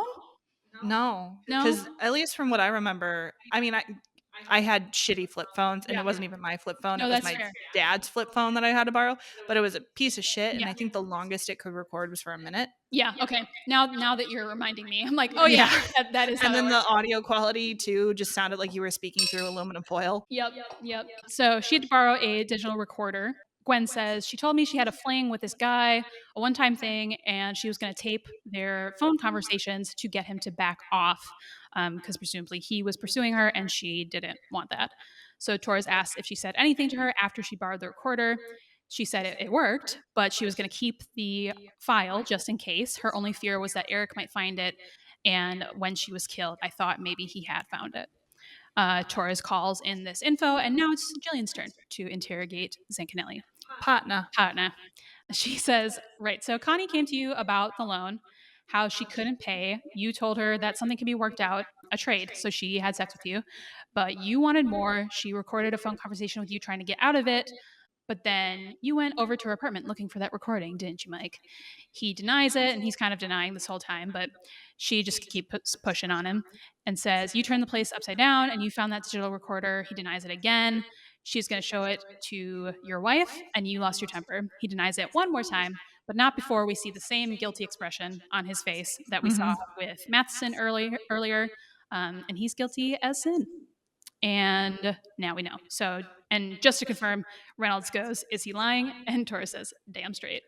So, yeah, basically we found out. Just like the summary. Yeah, basically we've just found out that like this guy killed her and it was for an emotional, interpersonal reason rather than like a money reason, Yeah. which I is mean, like, because because part of, you can correct me here if I'm wrong, but part of it too was he was like holding this debt over her to solicit her for right. sex. Yes. So, I mean, that coercive, like that, that's dirt against him. That is something that she could leverage against him, Yeah. Yeah. So, yeah, like definitely personal reasons and I don't know, to make a statement. Yeah. So yeah, we solved the mystery part of the episode. So now we're gonna kick up the angst a little bit. Jillian is reporting all this to Matheson and Cal back in the lab, and Matheson still has the gun to Cal's head, like directly to his head. Matheson says, "No way Connie tried to seduce this guy." And Jillian's like, "No, you're right, she didn't. But he sexually blackmailed her to pay off your debts." And he's kind of shook by this. Mm. And I now, mean, like, put yourself in his shoes for yeah, a second. Like, you didn't want to blame yourself for your wife's death in an indirect way, and you find out that you are directly responsible for what happened. basically, yeah. Yeah. Well, You didn't kill indirectly. her. Well, yeah, but you didn't kill her, but you put her in the situation. Yeah, Yeah. Like, that's gotta, you're already emotionally heightened, right, and right. you hear all this. Absolutely. I'm like, they shouldn't have told him all this. Yeah. I mean, They should have just been like, yeah, he did it. We'll tell you why later. Just put the gun down. I guess, but we need the drama. Yeah. Yeah, so he shook. And now she's like, "Eric, we did everything you asked. Please let him go." And she's finally kind of crying a little bit, letting the cracks show. Yeah. I mean, like, it's nighttime at this point, too. Like, it's been an all Yeah, day yeah. intense It's been a situation. saga for sure. Yeah. And That would wear on anybody. yeah, and she's been on the ball for like Yeah. hours at this point. And yeah, and Cal is just like, "Foster," and Maston cocks the gun, and Cal just says her name again, which seems to kind of snap her out of it finally. And they have one of their little micro expression conversations. He just gives her a little nod, and she leaves. And yeah, I feel like it's kind of a moment by the time this happens, especially if you've watched the show up until this point and you know them and their relationship. It's kind of a moment you've been waiting for the whole episode, especially also as we're talking about their relationship and the parallel of Eric and Connie's relationship. Mhm. So it's just like emotional payoff, basically. Okay. For me, anyway. As someone who's fresh to Yeah. this, I didn't pick up on any of that. Okay, so she leaves. Cal tries again. We've got the guy. Let's get the cops in now. But Matson's like, "No, he'll get taken away. I want 5 minutes alone with him." And Cal's like, "No, absolutely not. I can't let that happen." Matson We finally, all know what you're gonna do with those 5 minutes yeah, alone, right, man. right, And it's not gonna be a nice little touching bro right. They're not going hugging to it have out moment. a logical, emotion-free conversation. um, But yeah, Cal says I can't let that happen. So Matheson finally cracks him over the head with the gun because truly Cal Lightman cannot. Yeah, I'm like, literally, again, this is why he gets the name Trigger Finger, because as soon as like, no, you can't have fight, boom, Yeah. punch in the face. Yeah. Trigger Finger. Yeah. Well, and like truly Cal Lightman cannot go 2 episodes without some kind of injury. Like it's a pattern. So something had to happen to him. But he gets up off the floor and Matheson says, "It's either him or you. I mean it." And Cal just nods like, "Yeah, I can tell." We cut to commercial again, come back. Matheson is like throwing Cal around the room. It's escalating again. He's getting mad. And he says, after all the things, Cal says, after all the things Connie put you through, trying to make you feel like a man, there is one way that you can honor her. And Maston's like, "I bet you'll tell me what it is." And Cal's like, "Live your life. You take your revenge out on this guy, and you will be the fool she spent her entire adult life trying to convince other people that you were." He's got a point. He's got a good point. And again, he's also, this is like a little bit coming from a place for him too. Yeah. Like this is kind of his worst fear also. But Matheson says, "I have no life without her." And he's like yelling at the cameras, "I want Zancanelli." And they're all watching like, shit. God damn, call the cops at this point. Jillian says he's gone from contempt to extreme anger. He's working his way up to shoot. We got to give him what he wants. And Reynolds is like, "Yeah, I can't just walk this guy in there so that he can shoot him. Welcome to the one thing I won't do today." Yeah. The line I It's liked. like, okay, this is like, yeah, like, come on. We saw this coming. And Loker just says, "I got an idea." So did you Sidekick. know where this was going? No, until I saw them in a Congo line, and I was like, "Ah." Yeah, more or less, more or less. Sidekick boy wearing all sorts of disguises today. So Matheson drags Cal to the door of the lab where Jillian is waiting on the other side. And Cal's like, "Are you really going to make this mistake?" But he's totally not listening anymore, and says, "Unlock the door." Cal just gives Jillian a look through the glass. It's like, you better have a plan before he unlocks the door. She opens it and says, 5 minutes with Zancanelli. That's it. You're just going to talk to him. Cal's like, "Don't do this, Foster. He's lying. You can tell he's lying, right?" And she's like, "Okay, give me your word. You're not going to hurt him." Eric says, "You have my word, I swear." Cal's like, "He's going to kill him. Like, what are you doing? He's going to kill him." And she's just like, "All right, we'll bring him in." And Eric says, "She values your life more than you do. Join the club." Which, like, yeah, Cal already knew he was in that club, but whatever. So they bring him in. And yeah, Jill comes back and opens the door, and it's Reynolds with Zanganelli directly behind him and Torres behind him. So as you said, they're in a conga line. Mhm. um, so they're doing like a human shield thing. Matheson tries to get Reynolds to move out of the way, but he's like, "No, I'm there." This is so risky too. This is Yeah, like this guy is willing to shoot literally this is anybody actually at insane. this This point. is Like, actually insane. No, what so are you doing?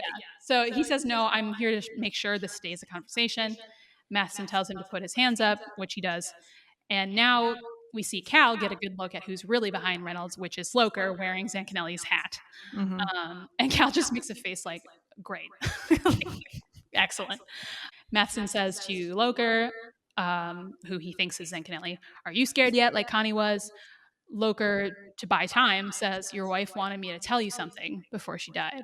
And Matheson's like, "You got 5 seconds to tell me what she said." Tension, tension, tension, tension, This is tension. so stupid. This is so stupid. But he like yells. He's like, "Tell me!" and like raises the gun. And then Reynolds finally gets off his shot, hitting him in the Yeah, arm. because it's as soon as he pulls the gun away from Cal Right. and points it towards fake Sharky, aka Sidekick Boy, in the Peaky Blinder hat. Yeah. That's when Fib gets the shot Gets the off. shot off. Yeah. And he drops the gun, and Cal grabs it immediately. And The situation diffused at the risk of everybody's life. yeah, yeah. But it did work. And to be fair, like once they were starting to get into like once he was saying, "Oh, your wife wanted me to tell you something," and like we're building the tension, we're like zeroing in on them. Part of my brain did forget that Reynolds was over there. Like Reynolds is off screen, you don't see him. Oh yeah, he like shifts to the He shifts to the side. side. We're totally focused on Matheson and Loker pretending to be the other guy. Yeah. And yeah, and then he shoots him and I was like, "Oh yeah, he was right there." He's Um, got Chekhov's gun in his pocket. right, Come on. exactly. Yeah. So Cal grabs a gun and he basically just passes the gun to Jillian and leaves. She kind of tries to grab his arm on the way out, but he's just like, "I'm out of here," Yeah. without saying anything. So it's over. And yeah, any other thoughts on that Mm-mm. resolution? It's pretty intense, I will say. Yeah. And as we're saying, like build, build, build, build, and done. Finally at the end.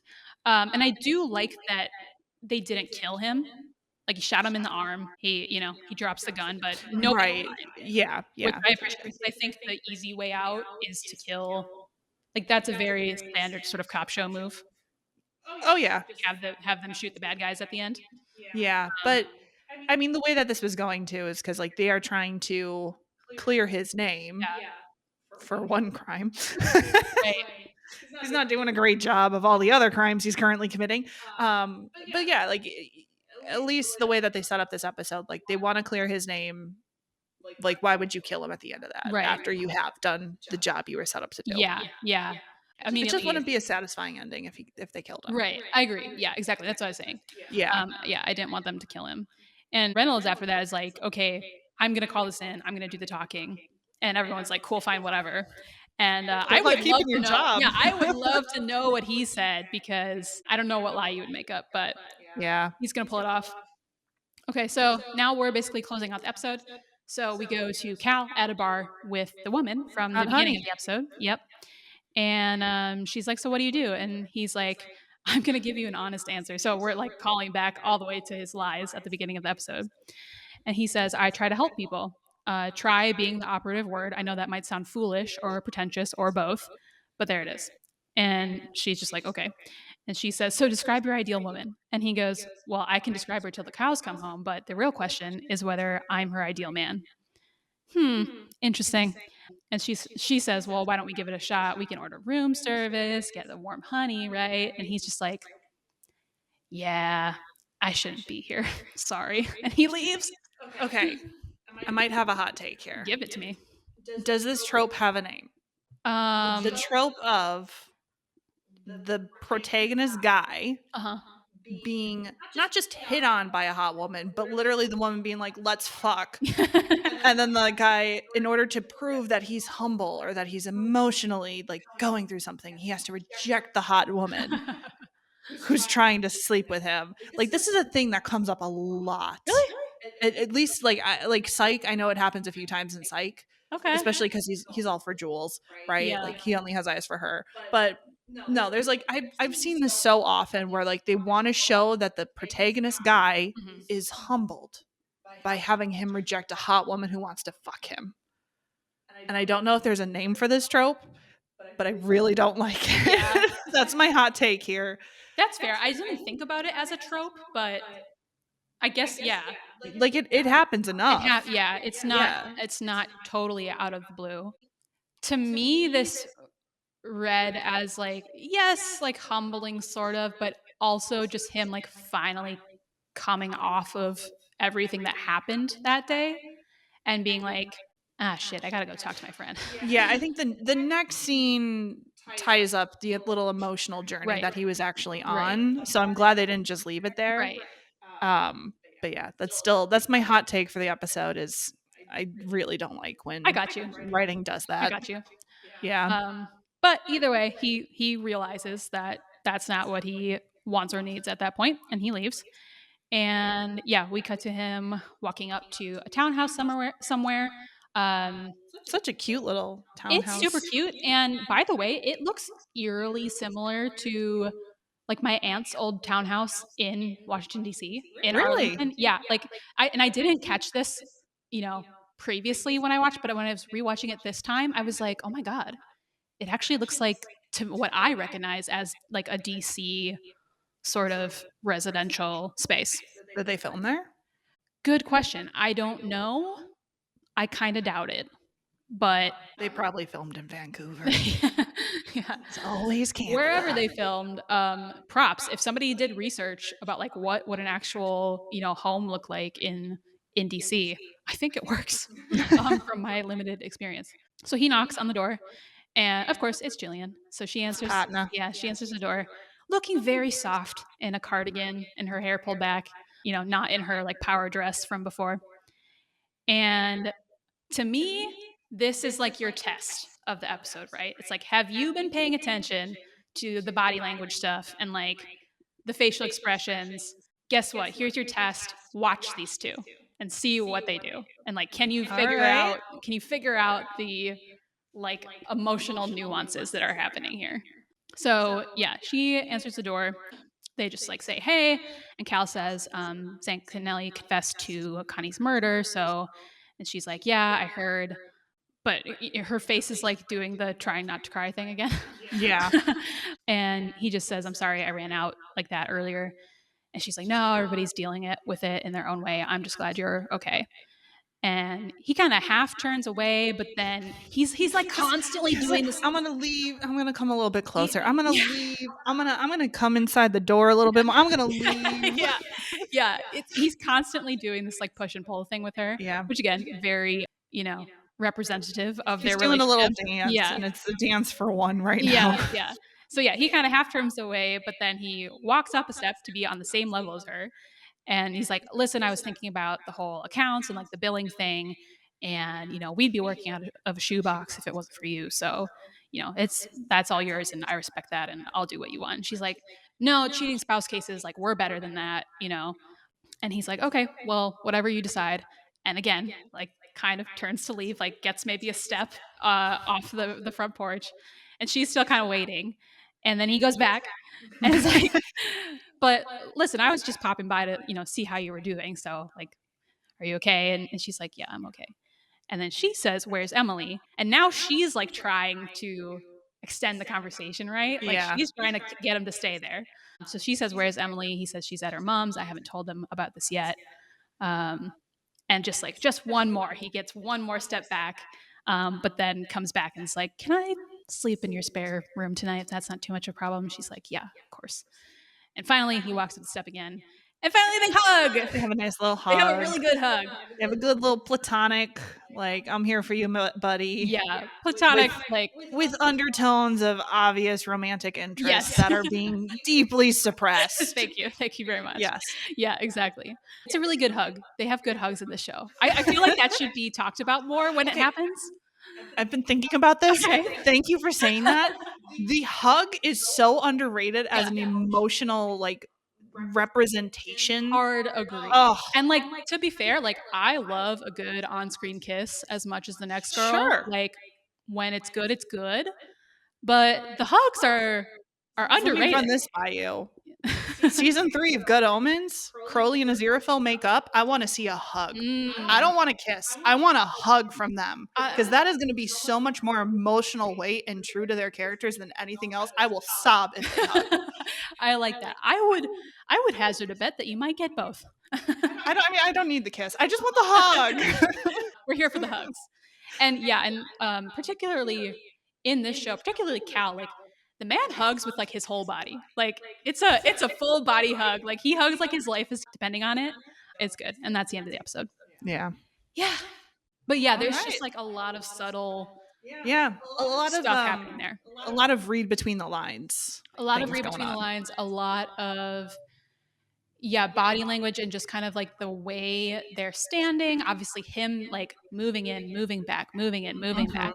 She at one point like has her hands in her pockets, like as though she's trying to keep herself from reaching out towards him or something.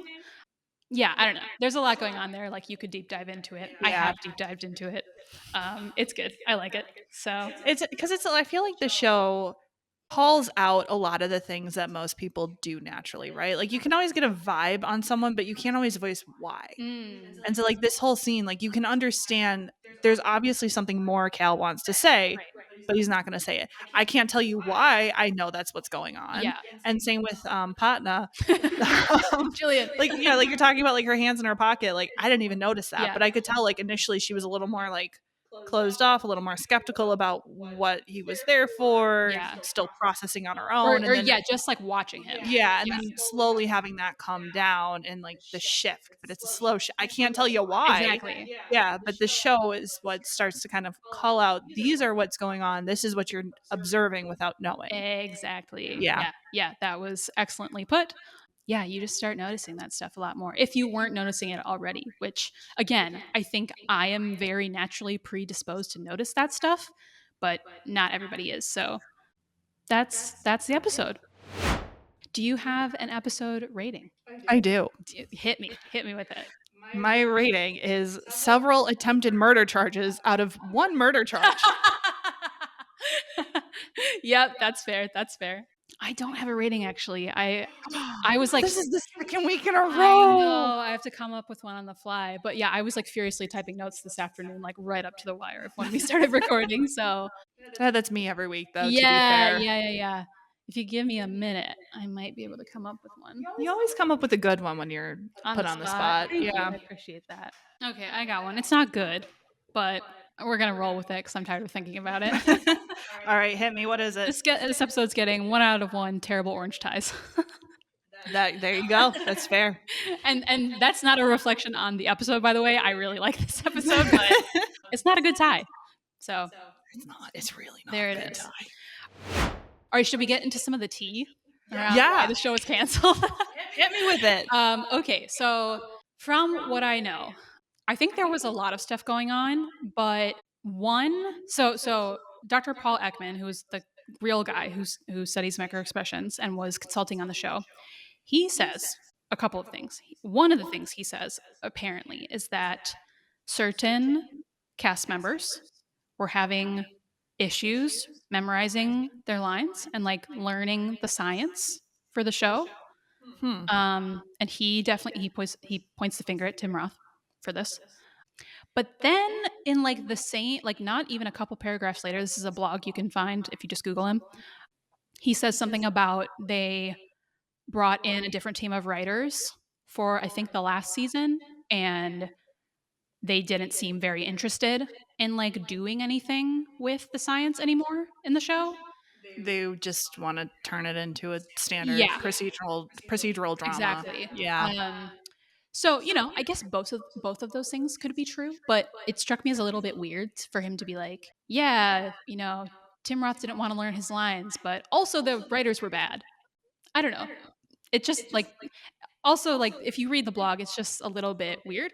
I don't know. Yeah. I mean, like, if you're someone who's like your passion in life has been this one topic and you know everything about it inside and out, and it gets Hollywood Yeah. where like they strip a lot of it down and boil it down to simplistics, like, yeah, I'd be frustrated. Yeah, yeah. Well, and he does say also that after season 1 he didn't really care whether or not the show like kept going because he just wanted the science to be kind of better known to a more mainstream audience, and Yeah, and that it was got the exposure that exactly. you wanted. Yeah, mission accomplished. So, which is good.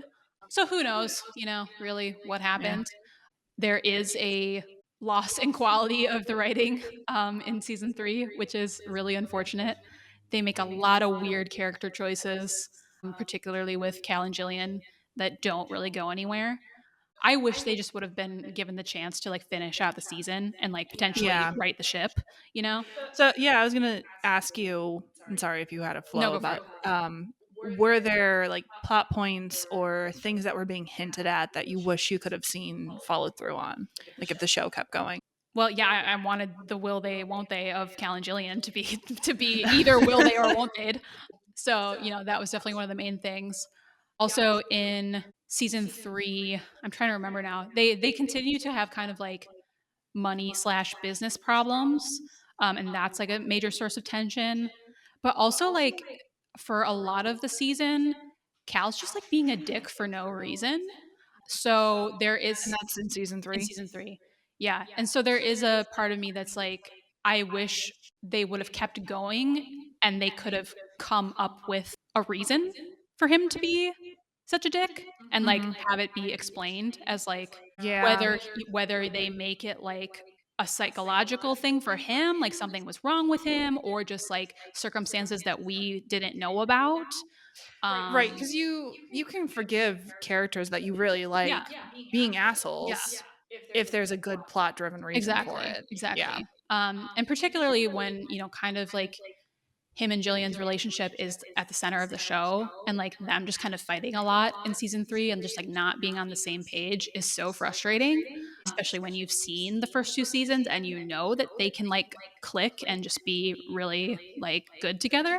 That was really frustrating to see. So, yeah, the do you want to know the cliffhanger it ends on?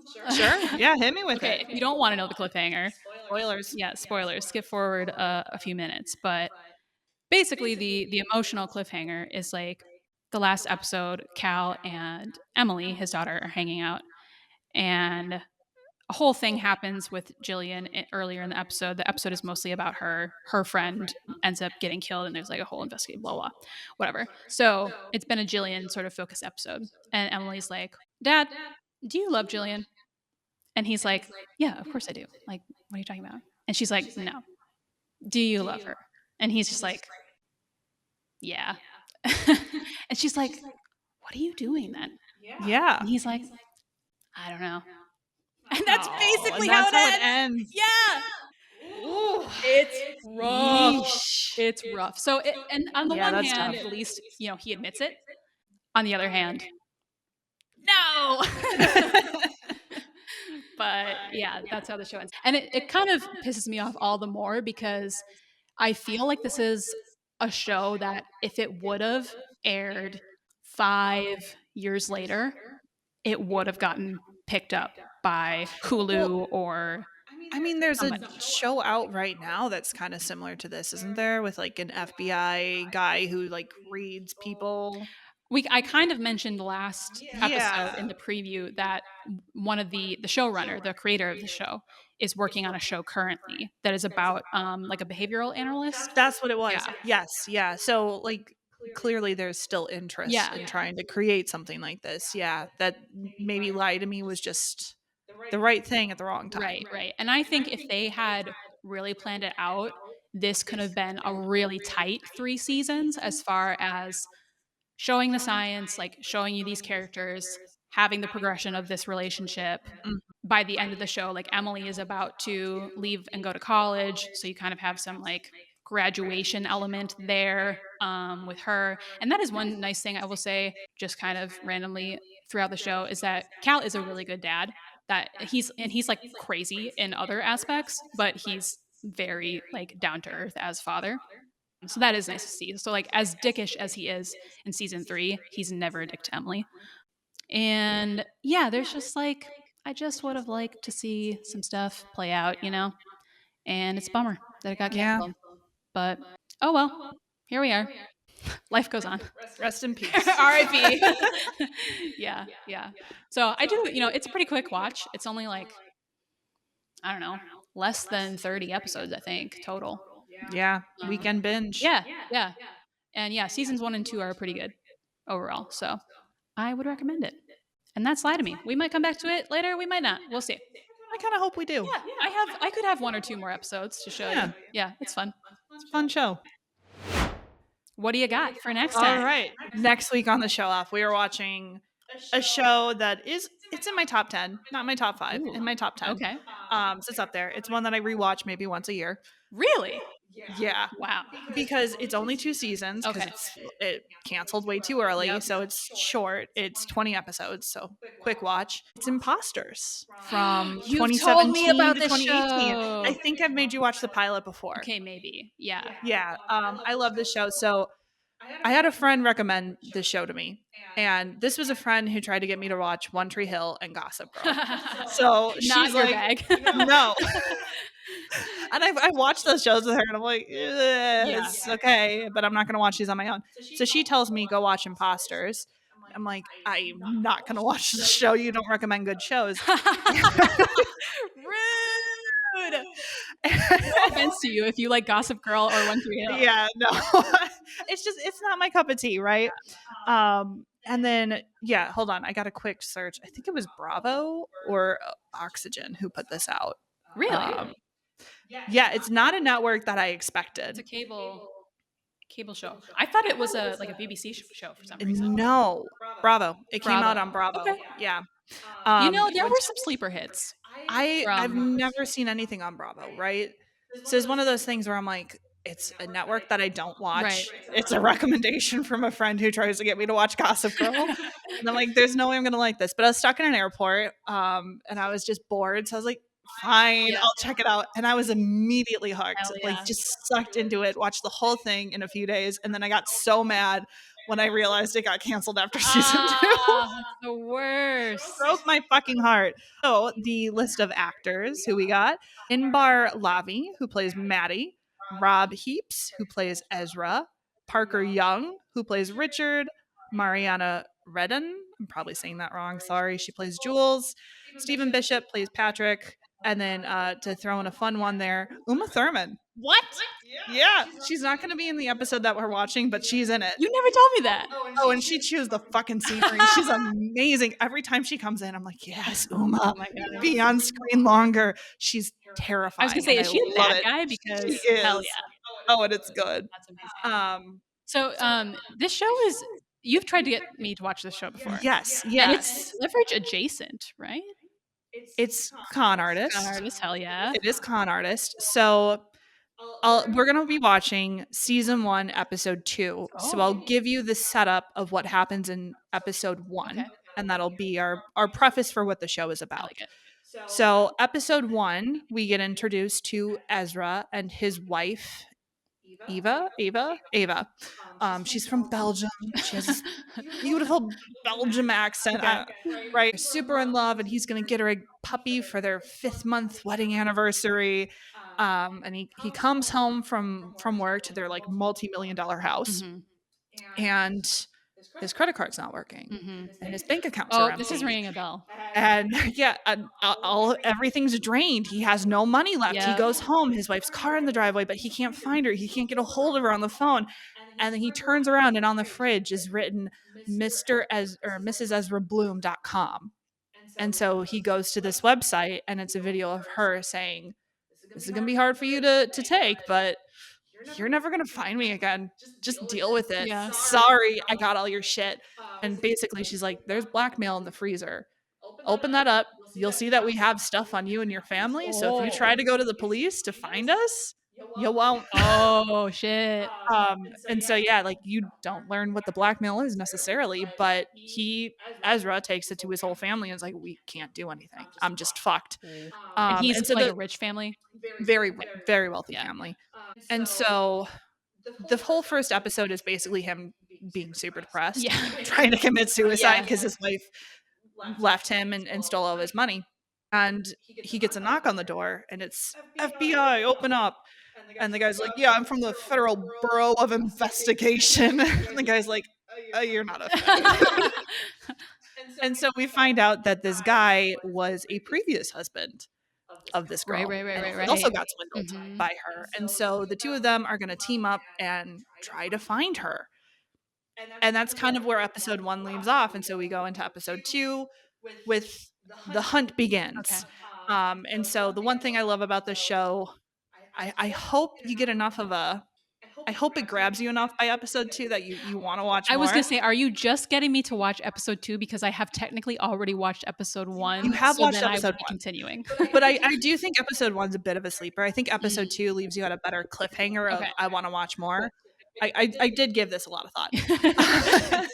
The one thing I will point out is this show does a really good job of, you think it's going one direction and you learn new information, and you think it's going another direction and you learn new information, and it's constantly full of twists. I like it. And I freaking love it. And it's all about the con and who actually knows more and who's lying, who's telling the truth, Yeah. who's gonna get the one over. It's fantastic. Yeah, it is actually kind of shocking that I've never I done. know, when I tried to get you to watch this so many times. It's just never happened, and maybe it's because in the back of my mind, like, I'm like, oh, there's only 2 seasons, and I also am going to get heartbroken. And the thing, everyone in the show is beautiful too. So it's just like this gorgeous cast of eye candy that you get to look As you at. do. Like, Yeah. it's great. Also, fun thing that I noticed on this watch through, one of the characters in this episode, his name is Mr. Heller. Okay. And I was like, this actor looks so familiar. He was in Dirk Gently, which is another show that I'm going to bring up on this Only the Good Die Young, because that's also an only 2-season show. Yeah. And he was in that too. That's funny. Bad luck. So, yeah, this actor's cursed. Yeah. So, we're going to be watching that, and I'm super, super excited because I actually watched this episode today because I was so excited. Yeah.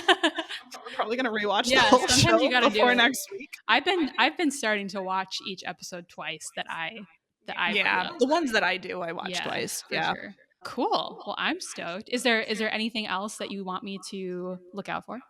I mean, just constantly be asking yourself, what are their real intentions? What is the real motivations? Okay. What's the real game? I'm here for that. You know I love figuring Yeah. people out. It's fun, and there's a great twist at the end, and I love it, and I'm excited, and yeah. All right. Awesome. Well, in that case, we will see you guys next time for Imposters.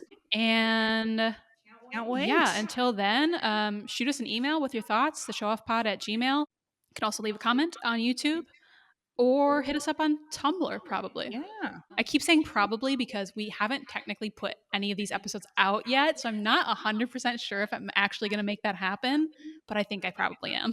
I think we need to have a Tumblr. Yes. It's going to be where the people find us.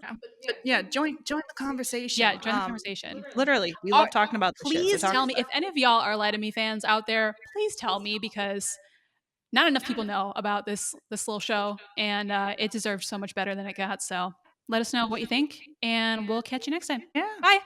Bye. Thanks for listening to this episode of The Show Off.